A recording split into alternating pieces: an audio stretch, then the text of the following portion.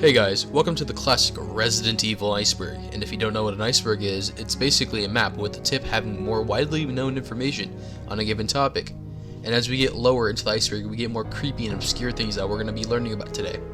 And thanks to this subreddit, because I'm stealing it for this very original video concept that everyone totally hasn't done. So please, go check out the original iceberg, I'll leave a link to it in the description.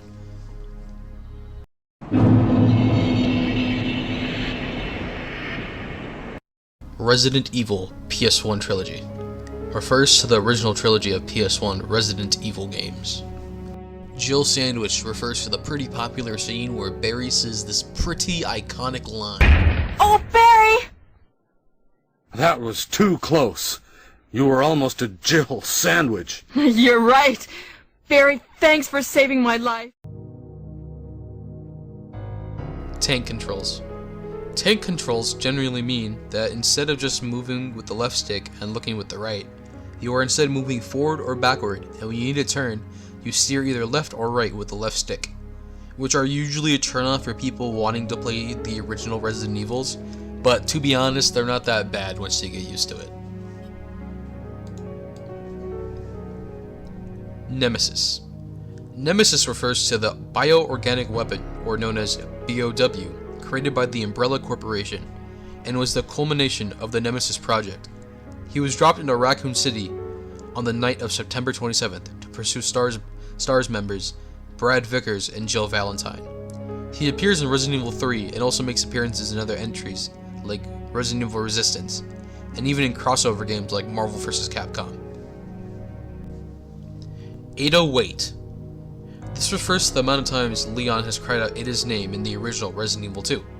It became a popular meme in the community, and someone even animated all the scenes where Leon cries out Ada's name, and I do recommend giving it a watch, it's pretty funny.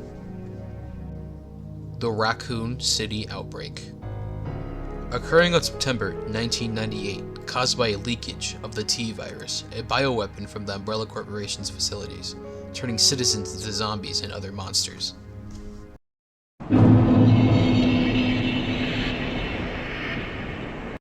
Wesker Lives. Okay, some of you guys may not know this, but in the game Umbrella Corps, which that game is pretty shitty, I do not recommend playing it, there were a few lines in the game that were implied to be Wesker. That was quite the performance, wouldn't you say? Guts and determination.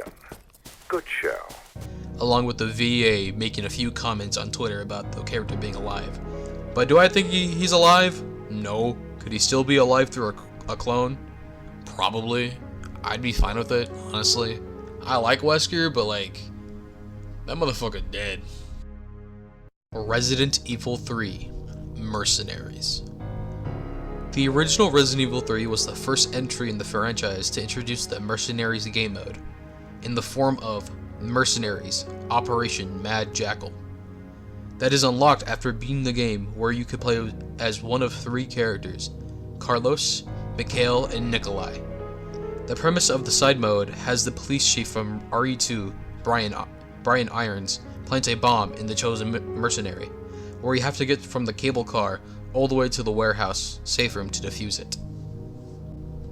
The Fourth Survivor. It's a minigame where you play as Hunk, also known as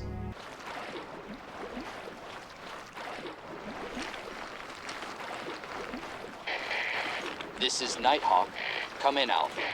Alpha, do you read? Nighthawk, this is Hunk from Alpha Team. Man, I thought you were all wiped out. I've been trying I'm at point K-12. Need info on my extraction. Guess there's no keeping down the Grim Reaper, huh?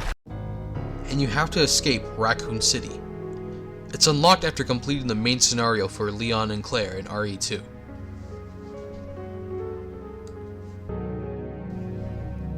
Code Veronica.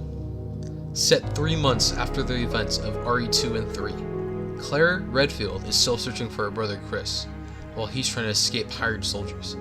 If y'all want to see me do a more in-depth video on Code Veronica, please let me know in the comments.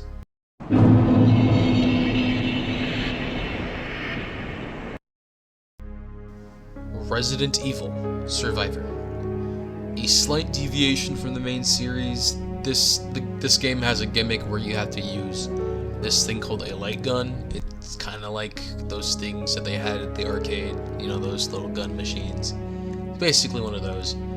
But it takes place in an isolated city called Sheena Island. If y'all want to see like a full vid on this game, let me know in the comments. I'm gonna do it anyways, but you know, audience interaction. Resident Evil 3 Epilogue. After beating Resident Evil 3, you can get an epilogue to see what happened to the main characters of the previous games. To get all of them, you need to beat the game 8 times. There's ones for Jill, Chris, Barry, Leon, Claire, Sherry, Ada, and Hunk. Dino Crisis. A horror franchise also created by the developers of Resident Evil.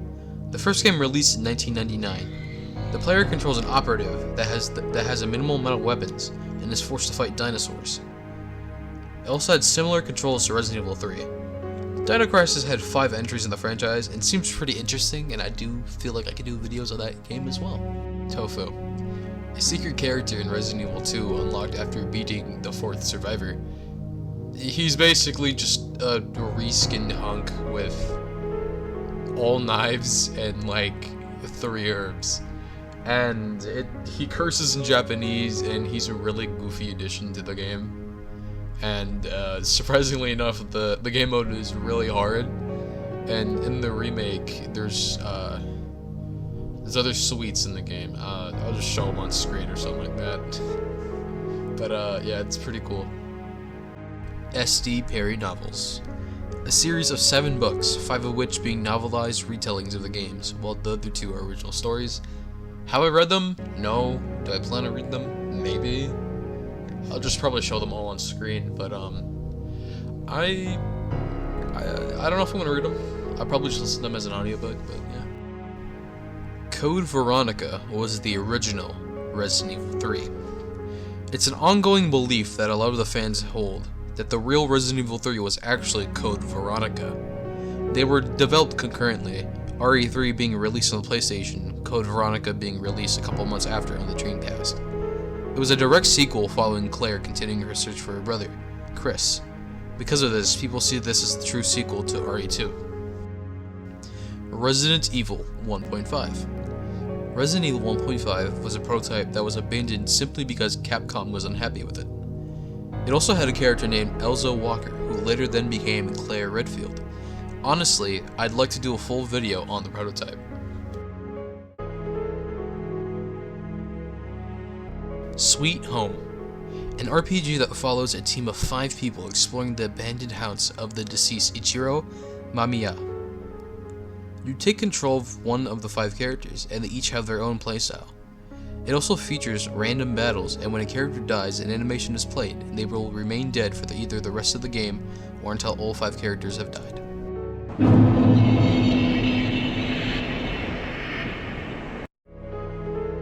Resident Evil Dead Aim. Another light gun shooter, Dead Aim was produced under the Gun Survivor name, which was used for several Namco games using the light gun, like Resident Evil Survivor. Resident Evil 0 on the Nintendo 64. This refers to how Resident Evil 0 was supposed to debut on the Nintendo 64, but development was halted because of hardware limitations. Gameplay does exist online, and I do recommend giving it a look. Devil May Cry was originally Resident Evil 4.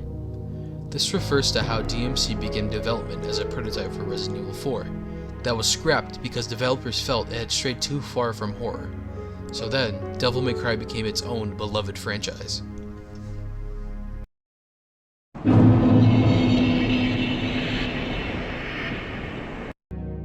The Resident Evil 1 Sega Saturn port.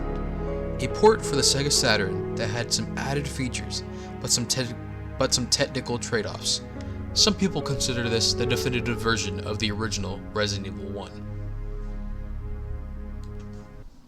Wildstorm Comics.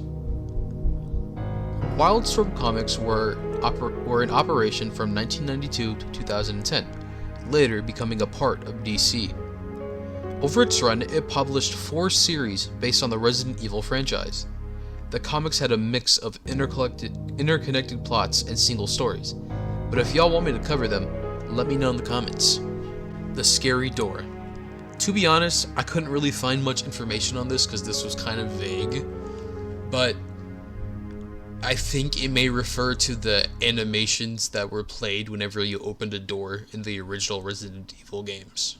I could be wrong though.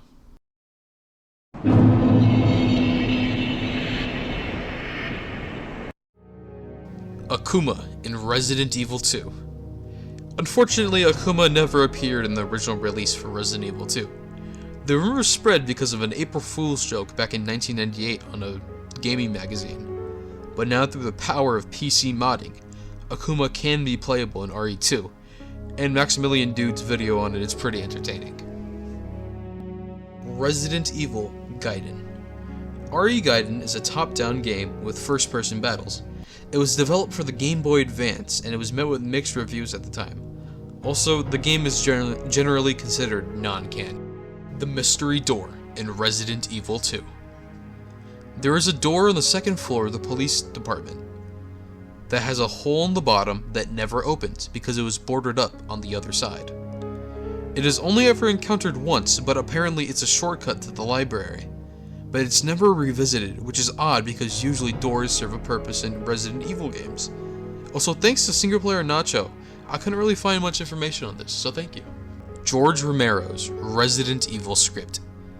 If you didn't know, George Romero had actually scripted a movie adaptation for Resident Evil. Apparently, it was to star Chris Redfield and Jill Valentine, and the two of them were in a relationship. Apparently, the movie was going to have a lot of action and visually looked like Dawn of the Dead. Then, the movie production was never shown in theaters or on TV because of the violent content in the movie.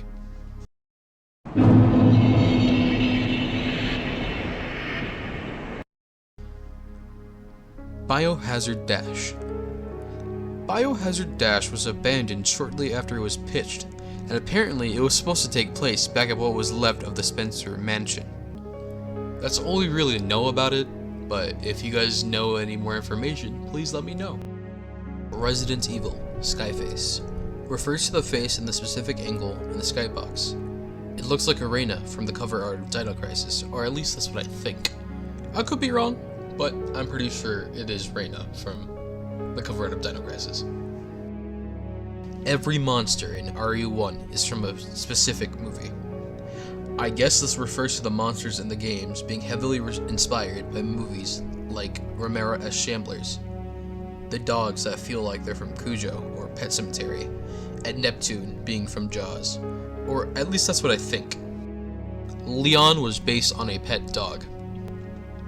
Well, I couldn't really find anything on this besides at one point, Leon was actually supposed to have a pet dog, specifically a bloodhound, that was in Resident Evil 1.5, but was later cut for the final release of Resident Evil 2.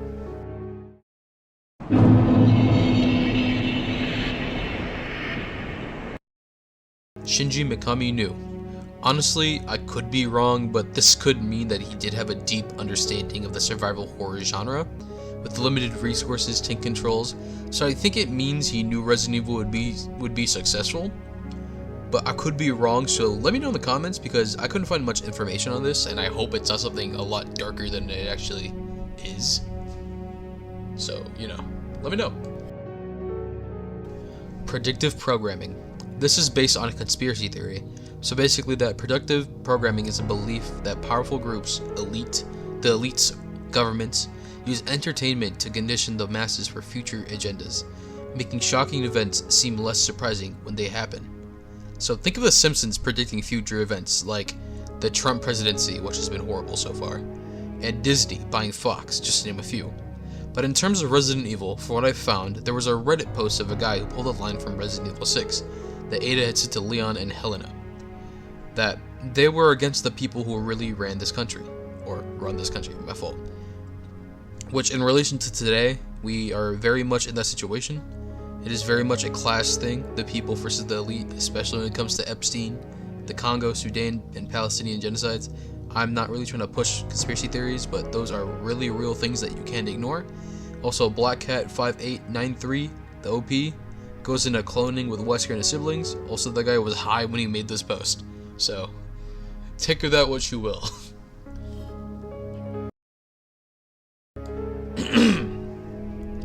Lisa Trevor was based on a real person.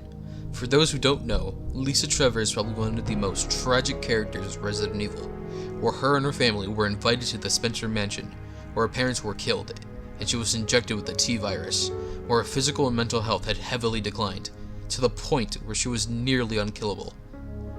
I plan on going into some of the characters' lore soon, so please look out for that. Wink, wink, nudge, nudge. I couldn't find any evidence in relation to her being based on somebody, but I wouldn't be surprised if there was, with how fucked up the world is and the elite are.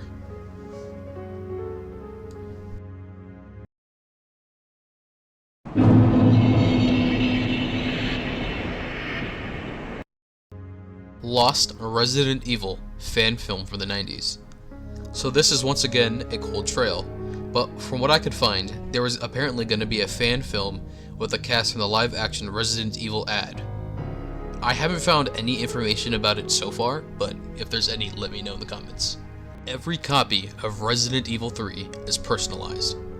So this theory comes from the fact that most of the game's items and enemy placements are in fact randomized, which made the game highly replayable. And there are a few theories like this for other games, like the most popular being for Super Mario 64. Damn, welcome to the end of the video, but thank you guys for watching, and I didn't really expect to be making a video like this, but it was kind of a spur of the moment. But thank you guys for making it to the end. Please like, comment, subscribe if you guys are new here, and yeah, leave any comments and criticisms there too. I do want to know what I could be doing better for you guys, and you know, have a great day, and thank you. And don't forget, I will be streaming every single Resident Evil game from 0 to 8 and lead up to Resident Evil 9. I don't know what time I'm going to start though, or what day I'm going to start. I'm thinking maybe either a Tuesday or a Wednesday. I'm not exactly sure on the time because I am now currently on winter break because my finals have just ended. So, you know, expect more content from me, and I probably am going to be doing Resident Evil lore videos soon. So I want to be able to put more effort into them. So thank you guys. Thank you guys for watching. Have a nice day. Thank you. Bye-bye.